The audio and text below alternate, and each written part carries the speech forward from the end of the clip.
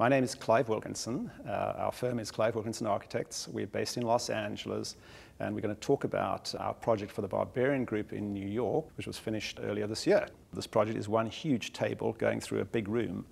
The client is a digital advertising agency. It's kind of both idea factory and kind of production factory. They were expanding out of their existing offices, which were very fragmented. So they were looking to get into a cohesive single community in one space. And they rented the 7th floor of a little building in the garment district of Manhattan. We pulled out all of the offices and rooms down the center of the spine and created this one large space, and then we repurposed all the rooms on the two sides in order to have all the enclosed meeting rooms and the kind of edit suites, all of those types of things.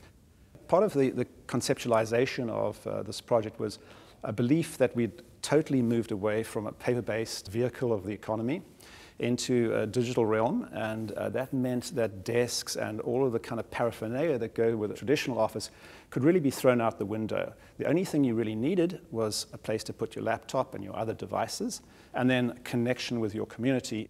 We ended up with, by reduction, having a surface, a very, very large surface.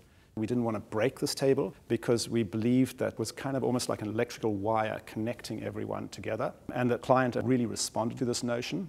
We then had to look at the cow paths, the paths people would take if there was nothing getting in their way.